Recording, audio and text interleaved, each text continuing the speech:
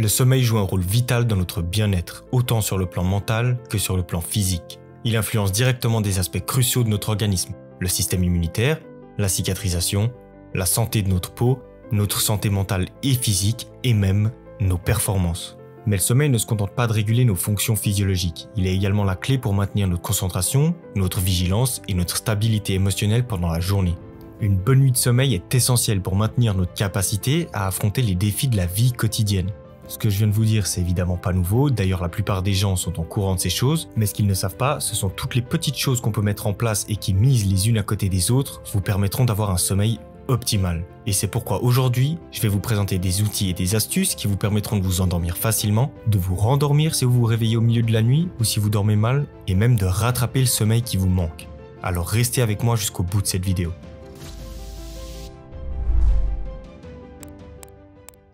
Pour commencer, c'est essentiel de saisir un concept fondamental.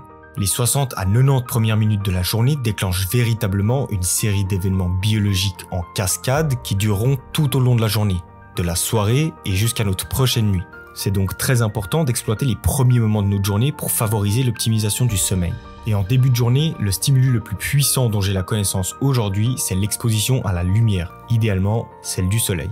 Tout le monde devrait s'efforcer de recevoir une lumière vive dans les yeux dans les 30 à 60 minutes qui suivent le réveil. Faire ça aura non seulement des effets positifs tout au long de la journée, mais aussi sur votre capacité à vous endormir et même à rester endormi. Il s'agit donc d'un outil fondamental pour assurer une bonne nuit de sommeil et se sentir plus éveillé pendant la journée. Et la raison en est que vous avez un ensemble de neurones dans les cellules nerveuses de vos yeux qui réagissent mieux à la lumière vive. Et surtout, quand on fait ça juste après s'être réveillé tôt dans la journée, ces neurones sont plus à même de transmettre un signal à un autre ensemble de neurones qui résident sur le palais de votre bouche et qui vous permettront de déclencher une augmentation de cortisol qui à son tour donnera un signal fort de réveil à votre cerveau et à votre corps et qui déclenche aussi une minuterie pour que vous vous endormiez plus tard dans la nuit.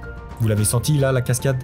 Et c'est pas tout, vous pouvez aussi vous servir de la lumière du soleil en fin d'après-midi et du soir, lorsqu'il commence à descendre dans le ciel.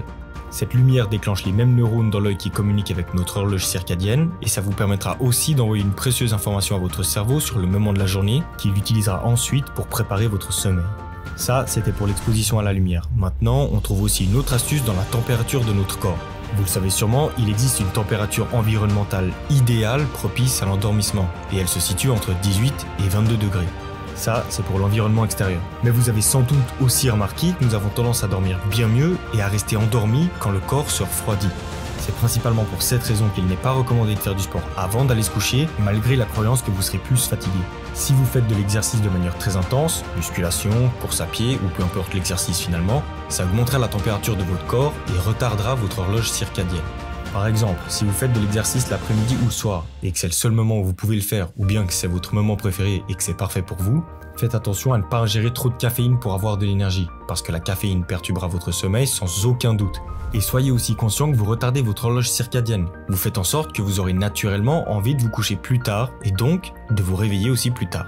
Par contre, si vous faites de l'exercice tôt dans la journée, immédiatement après le réveil ou dans les 4 premières heures qui suivent le réveil, dans la plupart des cas, vous ne modifierez pas beaucoup votre horloge circadienne. Ces deux petites astuces, elles concernaient plutôt les choses qu'on peut faire au réveil et durant la journée. Maintenant, il y a des choses simples qu'on peut mettre en place avant d'aller se coucher et qui optimiseront le sommeil.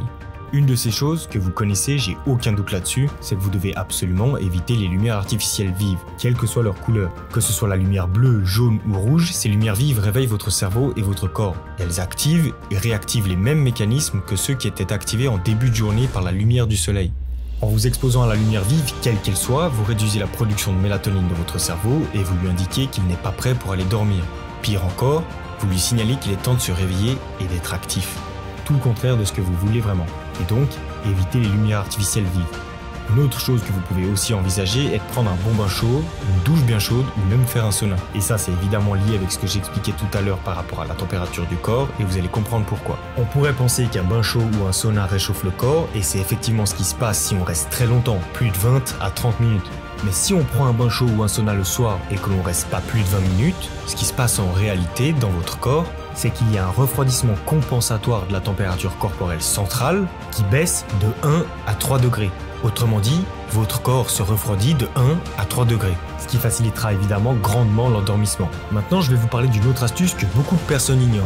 Et cette astuce, c'est simplement qu'on peut surélever nos pieds pour améliorer notre sommeil. L'élévation des pieds, soit avec un oreiller, soit en surélevant le bout de votre lit de 3 à 5 degrés, peut être vraiment bénéfique pour augmenter la profondeur du sommeil en raison de ce qu'on appelle le drainage lymphatique, le mouvement et la circulation des fluides dans le cerveau pendant la nuit, qui conduit à une plus grande vigilance et peut même en fait améliorer les fonctions cognitives et un certain nombre d'autres choses liées à la santé cérébrale. Une petite précaution avec ce point en particulier par contre, pour les personnes qui auraient des reflux gastriques pendant la nuit.